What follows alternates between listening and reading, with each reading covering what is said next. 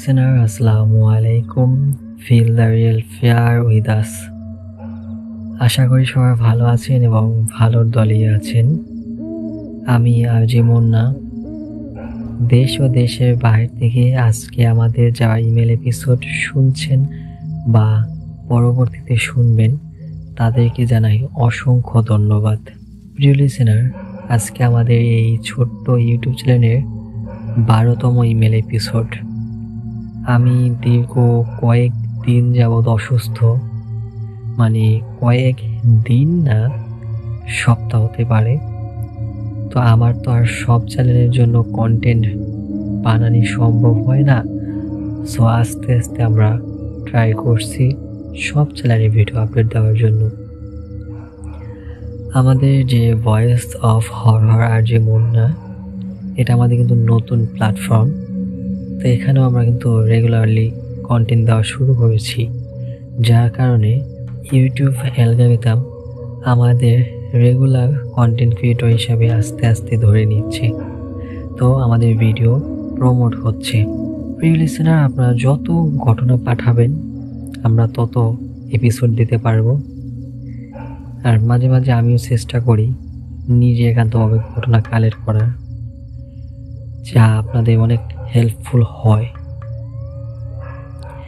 তো আজকে এই যে ঘটনাটি আমাদের ইমেলে এসেছে। তো বাছাইকৃত হিসাবে আমি এই ইমেলটাই সিলেক্ট করেছি। জানি না আপনাদের কেমন লাগবে, কিন্তু বাট আমার কিন্তু ভালো লেগেছে। তাই এই ঘটনাটিকে আমি ভয়েস শিহরণ স্যাটারডে স্পেশাল এপিসোড হিসাবে সাজাচ্ছি।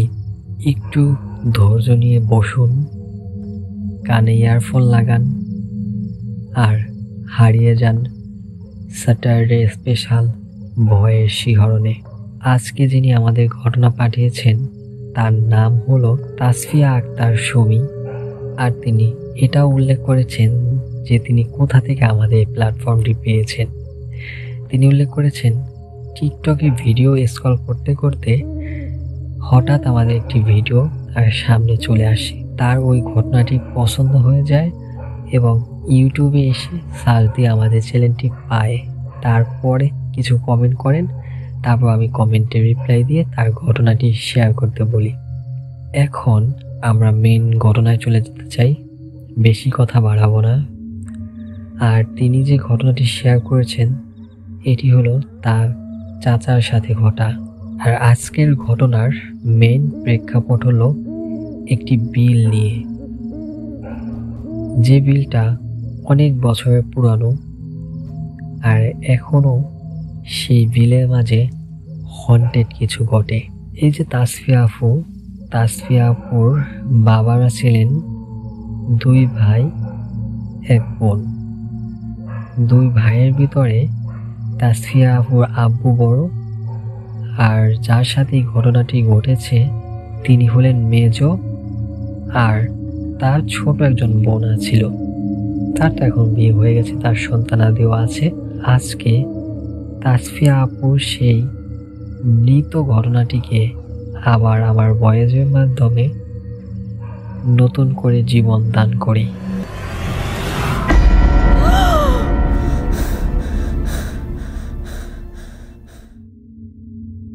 আসসালামু আলাইকুম প্রিয় মুন্না ভাই, আশা করি আপনি ভালো আছেন এবং ভালোর দলে আছেন। আমি তাসফিয়া আক্তার সুমি।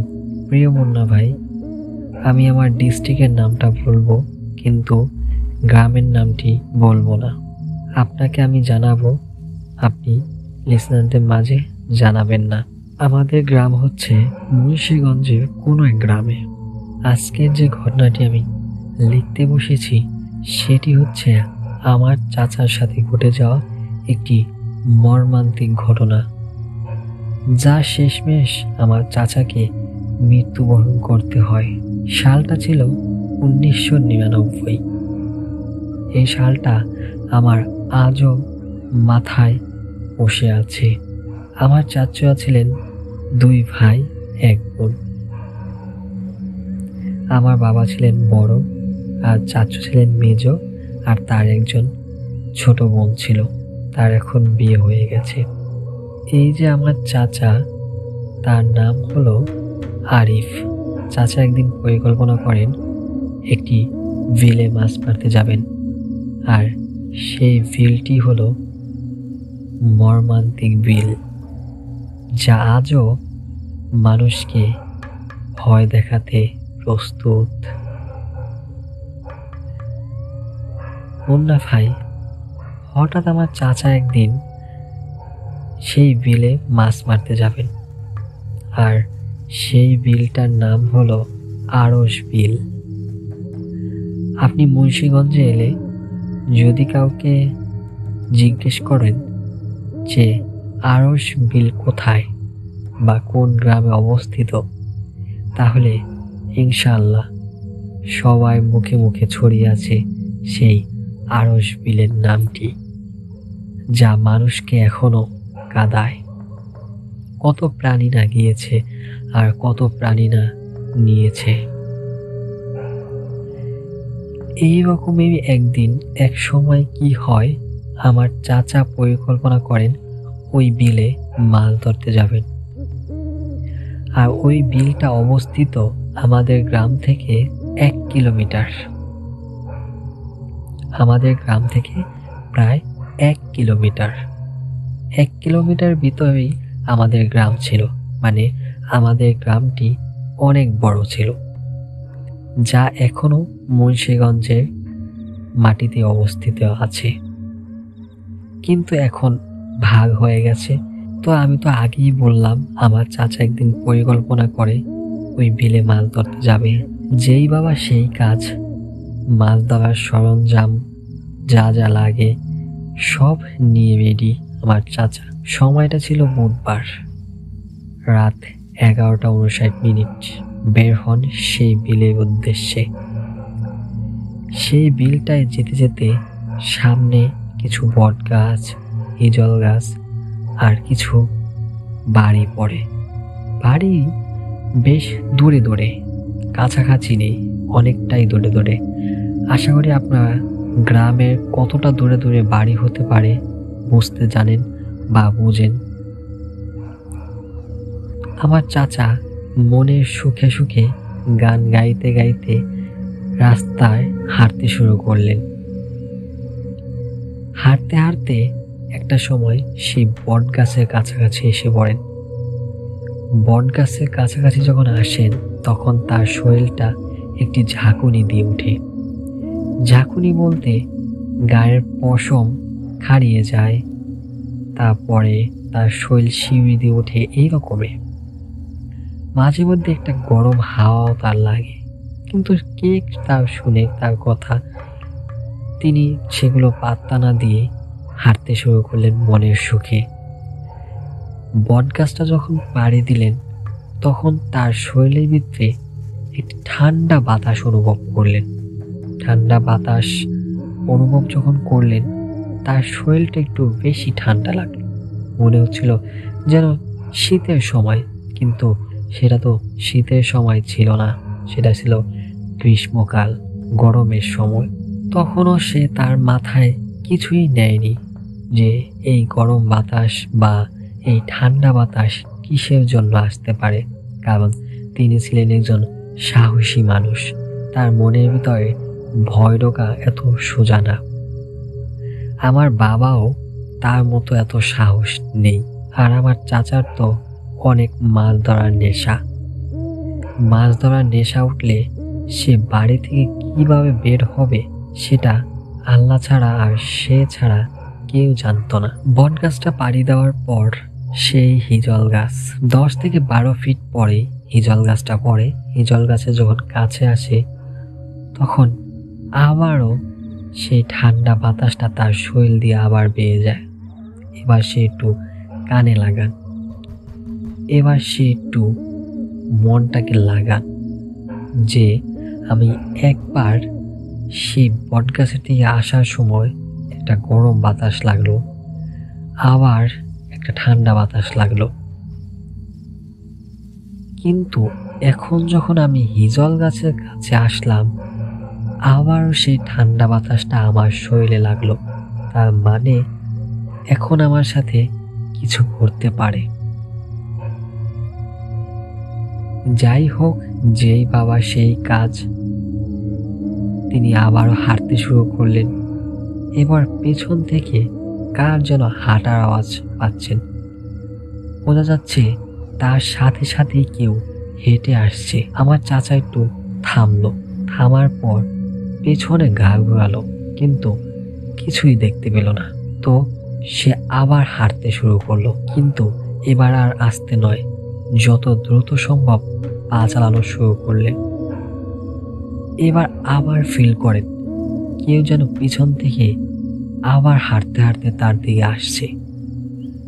এবার সেই পায়ের শব্দের সাথে সাথে আরো একটি শব্দ শুরু হলো।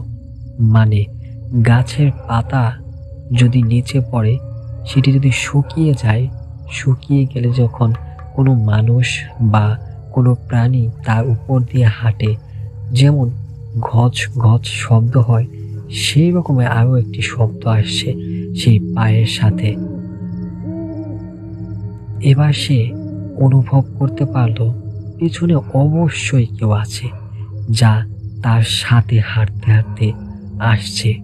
আবারও পিছনে তাকালো যে কিছু দেখা যায় কি না, কিন্তু কিছুই দেখতে পাচ্ছে না। আমার চাচা এবার একটু মনে মনে ভয় পেলেন অনেকটাই, যা তার শরীরটা ঘাম ছটিয়ে দেওয়ার মতো। এবার চাচা যত দ্রুত পাওয়া সম্ভব সে পা চালানো শুরু করছে, কারণ চাচা জানেন বা বুঝতে পারছেন যে এখন 12টা প্লাস, মানে 12টা কিংবা 12:30। চাচা ঠিক সময় বলতে পারেনি যে কয়টা বেজেছিল, কারণ সে সময় তো এতটা ঘড়ি ছিল না, হাতেও ঘড়ি ছিল না বা মোবাইলেও চল ছিল না অতটা। এবার মনে হচ্ছে শব্দটা তার পেছন থেকে নয়, সামনে থেকে আসছে। চাচা এবার আর কি করবে, সোজা আয়াতুল কুরসি পড়া শুরু করলেন। আয়াতুল কুরসি পড়তে পড়তে হাঁটতে শুরু করলেন। আয়াতুল কুরসি যখন পড়ছিলেন, সেই সাউন্ডটা আরও তার থেকে দূরে সরে গেল, এবং আয়াতুল কুরসি যখন শেষ হয় আবারও সেই পজিশনে আসেন। কিন্তু কি আর করার, সেই জিনিসটা তার কাছ থেকে আর সরছে না। তো সরছেই না। এখন কি করবেন? মুখে যত দোয়া দ্রুত সম্ভব পাঠ করা শুরু করলেন আর হাঁটতে শুরু করলেন সেই বিলের উদ্দেশ্যে। তবুও তার মাছ ধরার নেশাটা এখনো কাটেনি। তার টার্গেট হলো এখনো সে মাছ মারতে যাবে। এরপরে যখন প্রায় 20 থেকে 25 বার আয়াতুল কুরসি বা অন্য সূরা পড়া হয়েছিল, তারপরে আর সেই জিনিসটি তাকে দেখা দেয়নি বা কোনো শব্দ হয়নি। এবার যাই হোক, চলতে শুরু করলেন নির্ভয়ে। রাস্তায় যেতে যেতেই কিছু বাড়ি, তারপর জঙ্গল, তারপর হলো সেই বিল। এই জঙ্গলটা খুবই ভয়ানক। চাচা জানতেন যে এই বিলটা আর এই জঙ্গলটা খুবই ভয়ানক, তবুও চাচার মনে কোনো ভয় ডর নেই। প্রথমে যে তিনি ভয়টা পেয়েছিলেন, তবুও তিনি মাছ ধরার উদ্দেশ্যে রওনা দিলেন। প্রিয় মুন্না ভাই বা প্রিয় লিসেনার,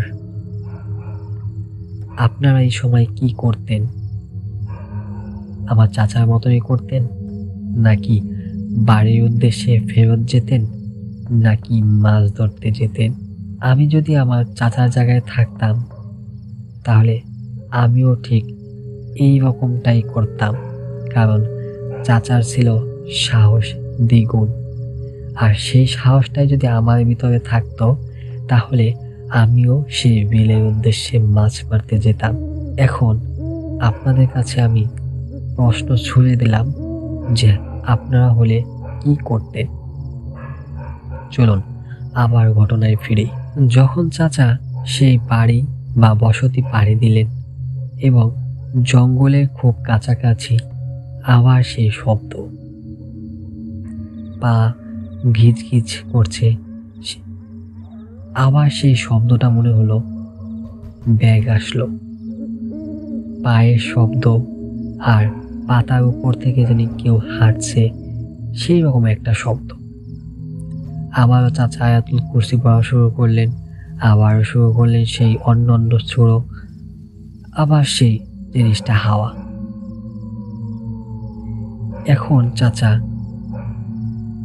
কি করবেন, কোথায় যাবেন একটু ভাবতে লাগলেন বসে বসে। যেহেতু সে ভয় পেয়েছেন সেজন্য একটু বসলেন। বসার মতো অনেক জায়গায় ছিল, যেমন ঘাস, আইল, এগুলো তো ছিলই। রাস্তাটা ছিল কাঁচা পাকা মাটির রাস্তা। বৃষ্টি যেহেতু হয়েছিল, রাস্তার ভিতরে কেদা, আবার শুকিয়ে গেছে, এরকমের অবস্থা ছিল। তো চাচা বসে থাকলেন। বসে থাকার পর অনেকক্ষণ জিরানোর পর তিনি যে আয়াতুল কুরসি পড়ে শরীরটা বন্ধক রেখেছিলেন সেটা তো কাজ করছিল, কিন্তু তার তো আর মনে ছিল না যে আয়াতুল কুরসি পড়ে শরীরটা বন্ধক রেখেছিলেন। এখন হয় কি, চাচার প্রাকৃতিক ডাকে সাড়া দিতে হয়। মানে প্রাকৃতিক ডাক তো আপনারা বুঝতেই পারছেন, প্রস্রাব বা টয়লেট। তো চাচা প্রস্রাবের জন্য কোনো টিস্যু বা কিছুই আনেননি, যেটা ইউজ করা লাগে প্রস্রাব করার পর। পানি, বা আমরা সাধারণত কিন্তু পানি ইউজ করি বা টিস্যু ইউজ করি। তো আমার চাচা এ সময় তো টিস্যু থাকার কোনো কথাই নাই। তো চাচা কি করলেন, সেই প্রাকৃতিক ডাকে সাড়া দেওয়ার জন্য বসে পড়লেন একটি জায়গায়। বসে পড়ার পর সে পানি বা কোনো কাপড় দিয়ে কিছু ইউজ করেনি, যার জন্য তার শরীরটি অপবিত্র হয়ে গেছিল। যেহেতু অপবিত্র হয়ে গেছিল, সেজন্য ওই জিনিসটা তাকে আক্রমণ করার সুযোগও পাবে। তো চাচারও মনে নেই। তো চাচা এখন নির্বিধায় হাঁটতে শুরু করলেন সেই বিলের উদ্দেশ্যে। জঙ্গলের কাছাকাছি আসলেন, জঙ্গলের ভিতরে ঢুকলেন। প্রিয় মুন্না ভাই, এখনই হলো মেইন টুইস্ট। আশা করি কেউ স্কিপ করবেন না, আর কেউ মিস করবেন না। মিস করলে হয়তো আপনি ঘটনার কিছুই আগামাথা বুঝবেন না, আর ভয়কে অনুভব করতে পারবেন না। যখনই চাচা সেই জঙ্গলের ভিতরে ঢুকলেন,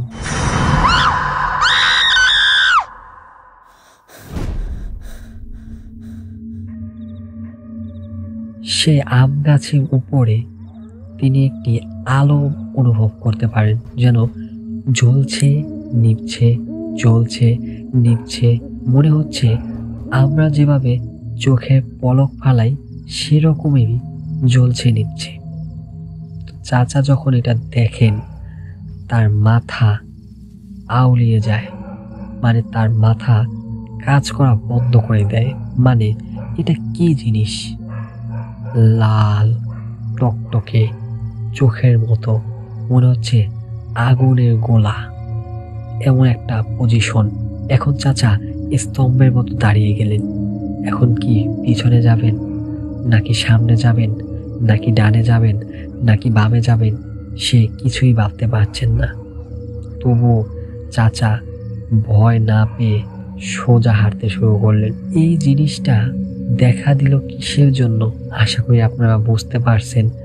ওই যে চাচা প্রাকৃতিক ডাকে সাড়া দিয়েছিলেন, তখন কিন্তু তিনি পবিত্র হননি, মানে অপবিত্র হয়ে গিয়েছিলেন, কারণ সে পানি বা অন্য কিছু ইউজ করেনি প্রস্রাব করার পরে, যার জন্য তার শরীর অপবিত্র। সেজন্য সেই জিনিসটি তাকে দেখা দেয়। আবারও তিনি প্রাকৃতিক ডাকে সাড়া দেন, মানে প্রস্রাব। তিনি গোল করে দাঁড়িয়ে, মানে এটা নেগেটিভ মাইন্ডে কেউ নেবেন না, বা মুন্না ভাই নেগেটিভ মাইন্ডে নেবেন না। যদি ঘটনা বুঝতেই হয় তাহলে এগুলো প্রকাশ করতেই হবে। তখন তিনি দাঁড়িয়ে তার লিঙ্গ দিয়ে প্রস্রাব করতে শুরু করলেন, গোল করে, মানে গোল বৃত্ত করে। সেই বৃত্তর মাঝখানে তিনি বসে পড়লেন, আর জালটা তার মাথার উপরে ফেলে দিলেন। জাল মানে আমরা যে জালগুলা ব্যবহার করি যেমন ঠেলা জাল আর কিছু ঝাঁকি জাল। ওই রকমের ঝাঁকি জাল তিনি নিয়ে গেছিলেন, যা হাত দিয়ে ছুঁড়ে মারতে হয় ওই রকমের। তো ওই রকমেরই তিনি জালটা মাথায় নেন। আর প্রিয় লিসেনার, প্রিয় মুন্না ভাই, আপনি জালের ভিতরে দেখতে পারবেন কিছু লোহার কাঠি থাকে, যেগুলো জালটাকে নিচে ডুবিয়ে নেয়। তো ওই রকমেরই জালের মতোই ভিতরে বসে পড়েন। তো ওই রকমেরই জালটা ছোঁড়ার মতো চাচা মাঝখানে বসে পড়েন আর ভাবতে থাকেন যে এই জিনিসটা তার ক্ষতি করবে কি না। কিন্তু সেই জিনিসটা তার কাছে আসছে না। ওই আম গাছেই জ্বলছে নিভছে, জ্বলছে নিভছে। এখন চাচা আবার একটু শান্ত হলেন, কারণ ওই জিনিসটা তার কাছেও আসছে না, তার কোনো ক্ষতিও করছে না। তিনি জাল থেকে বের হলেন এবং চলতে শুরু করলেন আবার সেই বিলের উদ্দেশ্যে। জঙ্গলটা পাড়ি দেওয়ার পর সেই বিলে আসলেন। বিলে এসে মাছ ধরার জন্য পরিকল্পনা করছেন কোথা থেকে মাছ ধরবেন। সেই বিলটা অনেক বড়। আমি তো মুন্না ভাই, আমি বলেছি যদি ময়মনসিংহে আসেন কখনো, আমাদের গ্রামের নামটি তো আপনাকে লিখে পাঠিয়েছি। আমাদের গ্রামে এসে যখন এই বিলের কথা জিজ্ঞেস করবেন, সবাই আপনাকে এক কথাই বলে দেবে, ওই বিলে কখনোই যাবেন না, বিশেষ করে রাতের বেলা। তো চাচা পশ্চিম দিক থেকে মাছ ধরা শুরু করেছেন। পশ্চিম দিকে যখন জালটা ছুঁড়ে মারেন, বেশ কিছু মাছ উঠে, বড় বড়, যেমন টাকি মাছ, শোল মাছ আর কই মাছ, এরকম অনেক মাছই ধরতে থাকেন। প্রায় আনুমানিক 20 মিনিট তিনি মাছ ধরতে থাকেন। মাছ ধরে পাতিলের ভিতরে রাখতে থাকেন। যখন 20 মিনিট মাছ ধরা হয়ে যায়, তখন সে একটা জিনিস অনুভব করে পিছন থেকে, মানে কেউ মনে হচ্ছে কট কট কট কট করে কিছু খাচ্ছে।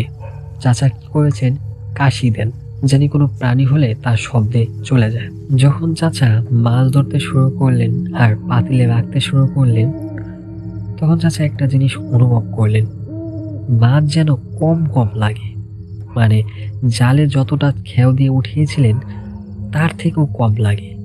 আর যেহেতু সে 20 মিনিট ধরে মাছ মেরেছে, তার মানে অনেক ভালোই মাছ মেরেছে, কিন্তু তবুও কম কম লাগছিল মাছ। এখন চাচা আবার মাছ দেওয়া শুরু করলেন। তো তিনি যখন রাখেন, আবার জাল খেয়াও দেন, আবার রাখেন, কিন্তু মাছ কম কম লাগে। আবার যখন জাল খেয়াও দেওয়ার জন্য পানিতে নামেন, তখন আবার সেই শব্দ অনুভব, যেন পেছন থেকে কিছু কেউ খাচ্ছে, কচকচ করে শব্দ করছে। আবার সেই পাতার শব্দ অনুভব হচ্ছে। এখন চাচা একটু ভীতু হলেন, কারণ মাছ কম আর সেই পুরনো শব্দ, মানে সেই পাতা আর পায়ের শব্দটা যেন আস্তে আস্তে ঘন হচ্ছে আর কেউ এদিকে আসছে। এখন চাচা একটু ভয় পেলেন, চুপচাপ জালটা ফেলে একটু দাঁড়িয়ে রইলেন আর কানটা সোজা করে সেই শব্দটা অনুভব করার চেষ্টা করলেন যে কি হতে পারে, কি আসছে এদিকে। তখন যে তার জন্য আরো চমক বাকি ছিল, সেটা সে অনুভবও করতে পারেনি বা বুঝতেও পারেনি।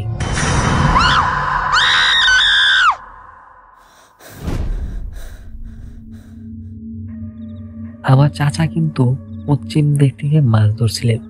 তিনি যখন পূর্ব দিকে তাকান, তখন দেখতে পান বিলের মাঝে কে যেন দাঁড়িয়ে আছে। মনে হচ্ছে কেউ মাছ ধরছে এমন, কিন্তু তিনি এতটা পরিমাণ লম্বা আর তার যে দেহ, এই দেহটা বোঝা যাচ্ছে না, পুরো কালো চুপচুপে একটি অবয়ব। মনে হচ্ছে তার দিকে তাকিয়ে আছে। এই সময় তিনি কি করবেন আর আপনারা কি করবেন ভাবুন তো একবার। তো চাচা মনে করলেন হয়তোবা কেউ নৌকা নিয়ে মাছ ধরতে আছে সেই বিলের মাঝখানে, কিন্তু চাচার তো মনে নেই যে এই বিলে রাতের বেলা কেউ মাছ ধরতেও আসে না। শুধু তার সাহসের জন্য আজ এই পরিস্থিতি হতে চলছে। তিনি আবারও মাছ ধরতে শুরু করলেন, এবার অনেক মাছই ধরলেন। তিনি যখন আবারও সেই পাতিলের কাছে আসলেন, দেখেন এবার আর একটি মাছও নেই। মানে এতক্ষণ যে 20 মিনিট, 30 মিনিট, 40 মিনিট মাছ ধরলেন, একটি মাছও তার পাতিলের ভিতরে নেই। এখন চাচা ঘাবড়িয়ে গেলেন। কি রে ভাই, এতগুলো মাছ আর পাতিলে একটিও মাছও নেই। সবচেয়ে বড় কথা হলো মাছের শুধু মাথা, আর কিছুই নেই। চাচা এই মুহূর্তে অনেক আতঙ্কে, অবস্থা খুবই খারাপ। যখন চাচা পাতিলটা উঠালেন, তখন একটি শব্দ এলো, হাসির শব্দ। মানে কেউ খিলখিল করে হাসছে, আর খিটখিট করে হাসার মাঝখান দিয়ে বলছে, কি রে আরিফ, আরিফ মাছ ধরবি না? আয় আয় আয় আমার সাথে আয়, আয় মাছ বিলে অনেক মাছ আছে, আয় ধরি আয়। ধরবি না মাছ? আয় আয়। চাচা এখন একটু ঘাবড়িয়ে গেলেন, কারণ এত রাতে তার নাম ধরে ভয়ঙ্কর সুরে কে ডাকবে। এখন চাচার আয়াতুল কুরসিও মনে আসছে না, আর কোনো ছোড়াই মুখে আসছে না। চাচা কি করবেন কিছুই ভাবতে পারছেন না। আর ওই যে সেই পূর্ব দিক থেকে অবয়বটি যেন আস্তে আস্তে তার কাছের দিকে আসছে আর বলতেছে, আয় আয় মাছ ধরবি না? তোর এতই শখ মাছ ধরার, আয় একসাথে মাছ ধরি, আয় আয়। যখন সেই অবয়বটি আস্তে আস্তে তার কাছে আসতে শুরু করে, মনে হচ্ছিল সেই অবয়বটির চোখ দুটো আগুনের গোলা। সেই যে আম গাছে যে আগুনের চোখ দুটি দেখেছিল, সেই চোখ দুটির মতো আগুনের গোলা। আর মুখে কোনো মাংস নেই, হাত পায়ের নখ এতটা বিচ্ছিরি, আর সে যে এতটা দূরে, সেখান থেকেও তার শরীর পচার গন্ধ আসছিল। চাচা কিছুতেই সহ্য করতে পারছিলেন না এই অবস্থায়। চাচা এখন কি করবেন, কোথায় যাবেন, কিছুই ভাবতে পারছেন না। প্রিয় মুন্না ভাই, আপনারা এই সময় কি করবেন আপনারা ভাবুন। চাচা এখন একটি সহজ বুদ্ধি কাজে লাগালেন। গ্রামের মানুষ বিশ্বাস করে উলঙ্গ হলে নাকি অশুভ জিনিস বা কোনো জিন বা পরী কাছে আসতে পারেন না, এটা গ্রামের ভাষায় প্রচলিত। তো চাচা কি করলেন, উলঙ্গ হয়ে জালটা শরীরে পেঁচিয়ে দৌড়ানো শুরু করলেন বাড়ির উদ্দেশ্যে। বাড়ির উদ্দেশ্যে যখন দৌড়াতে শুরু করলেন, মনে হচ্ছে পেছন থেকে ঝড় তুফান শুরু হচ্ছে আর বলছে, তোর এতই সাহস, তোর এতই সাহস, তোকে আমি কয়বার নিষেধ করলাম, কয়বার দেখা দিলাম, তুই তবুও এই বিলে মাছ ধরতে আসলি। তোর সাহস, তোর সাহস আজ তুই শেষ, তুই শেষ, তুই বাঁচবি না, তুই বাঁচবি না। তুই কত দূর পালাবি, তোর পিছন আমি ছাড়বো না, তুই কত দূর পালাবি। আয় মাছ ধরি একসাথে, ধরবি না মাছ? আয় ধরি মাছ, আয়। কেন এখন কই পালাস? কি রে এখন কই পালাস তুই? ধরবি না মাছ? আয় ধর ধর, আমার শুদ্ধাই ধর, আয়। তুই বাঁচবি না বে আরিফ, তুই বাঁচবি না।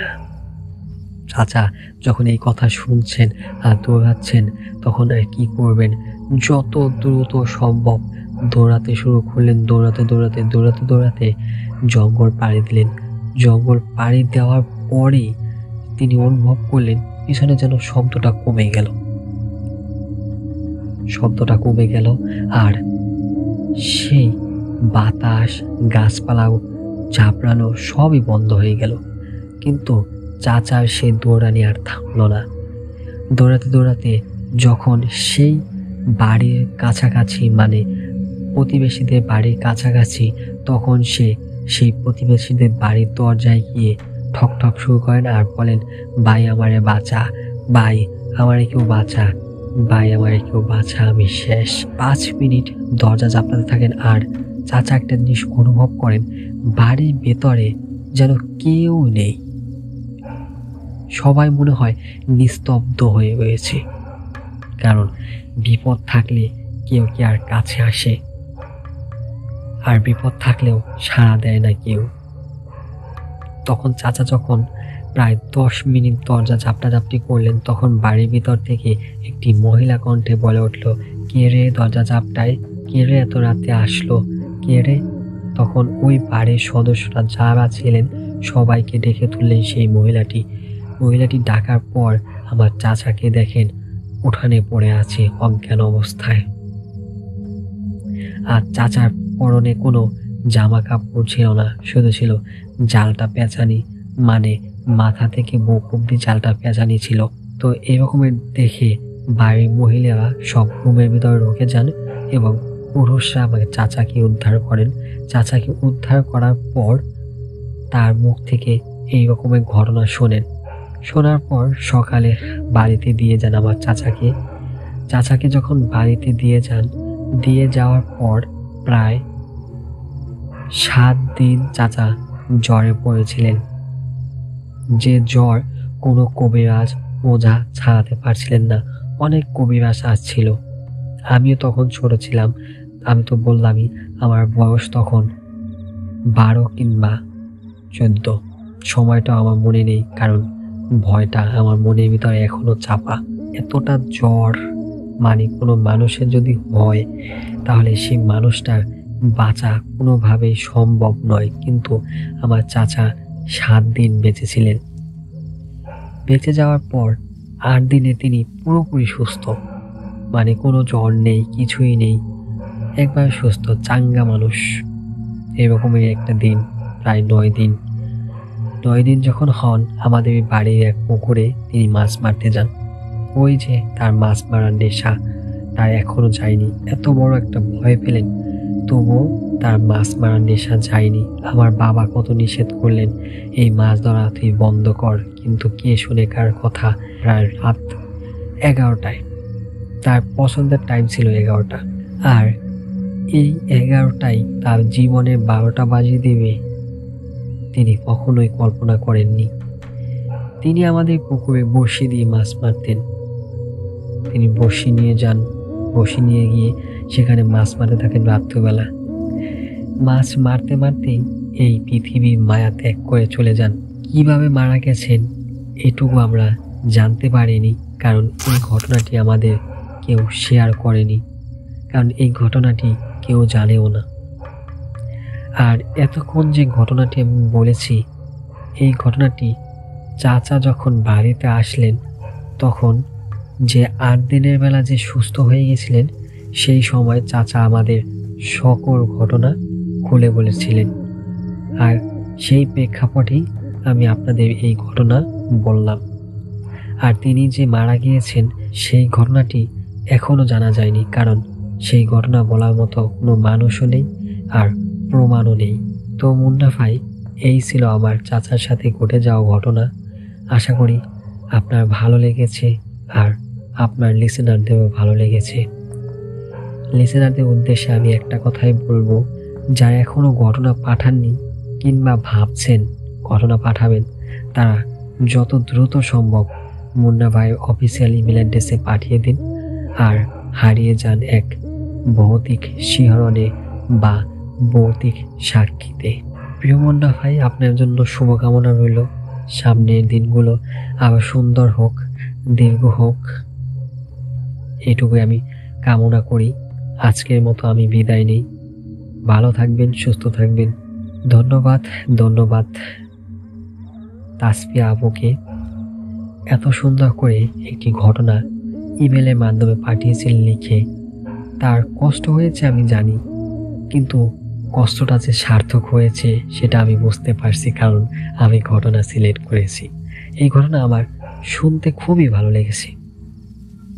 আর তাসফিয়া আপু যেরকমভাবে লিখেছেন, মানে মনে হচ্ছে এটা আমার সাথে ঘটেছে বা আমার চাচার সাথে ঘটেছে বা আমার চাচার সাথে ঘটেছে, এইরকম অনুভব হয়েছে।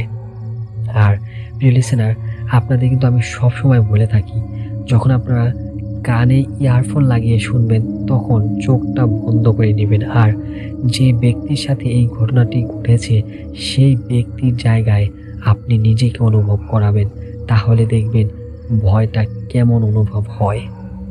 প্রিয় লিসেনার, আমাদের কোনো ভয় দেখানোর কোনো উদ্দেশ্য নয়, আমাদের উদ্দেশ্য হলো ভয়কে অনুভব করানো।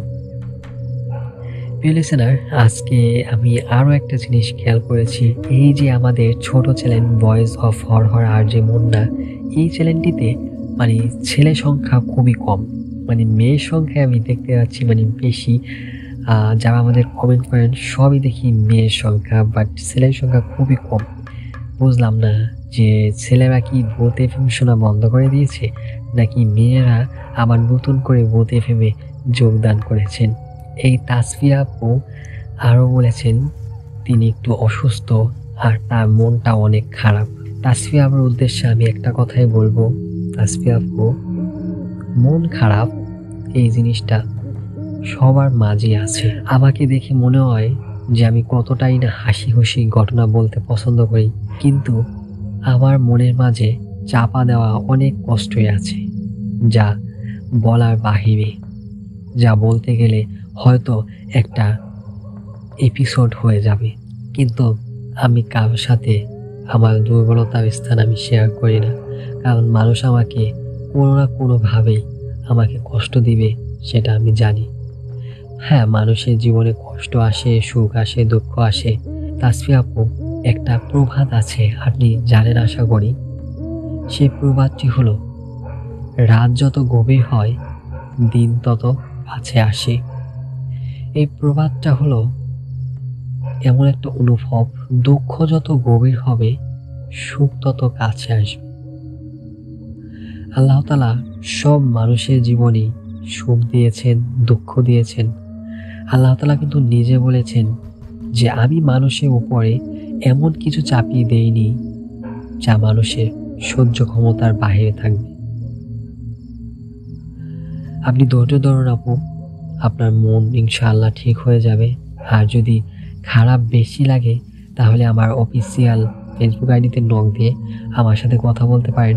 আমি সর্বোচ্চ চেষ্টা করব, আমার দিক থেকে আমি সর্বোচ্চ চেষ্টা করব আপনার মনটাকে ভালো করে দেওয়ার জন্য। এই ছিল ঘটনা, তাসফিয়া পাঠানো ঘটনা। সবারই ভালো লাগবে জানি না, ভালো লাগছে কিনা। ভালো লাগলেও জানাবেন, ভালো না লাগলেও জানাবেন। কমেন্ট সেকশন আপনাদের জন্য উন্মুক্ত। আর যদি মনে হয় যে আমাদের চ্যানেলটি আপনাদের প্রয়োজন, তাহলে অবশ্যই সাবস্ক্রাইব করবেন। আর যদি মনে হয় যে না, চ্যানেলটি প্রয়োজন নেই, ভালো লাগে না, তাহলে কি বলবো, কিছু বলার নেই। আর ভালো না লাগলেও একটা অপশন আছে, অপশনটা হলো আপনি কমেন্ট করুন। কমেন্টে কোন জিনিসটা ভালো লাগেনি সেই জিনিসটা জানান, মতামত জানান, তাহলে আমি সর্বোচ্চ চেষ্টা করব নিজের কন্ট্রোলে আনার বা চেঞ্জ করার। আপনাদের জন্য দোয়া রইল, আপনাদের পরিবারের জন্য দোয়া রইল, আমার জন্য দোয়া করবেন, আমার পরিবারের জন্য দোয়া করবেন। আমি অসুস্থ ছিলাম, যার কারণে ঘটনা আনতে অনেক দেরি হয়েছে, তো এই জন্য আমি আন্তরিকভাবে দুঃখিত। চেষ্টা করব সামনে রেগুলার দেওয়ার জন্য। তো এতক্ষণ সবাই ভালো থাকবেন, সুস্থ থাকবেন।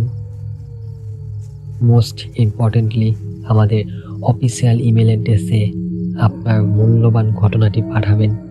Feel the real fair with us. সবাই ভালো থাকুন, সুস্থ থাকুন। আসসালামু আলাইকুম, আল্লাহ হাফেজ।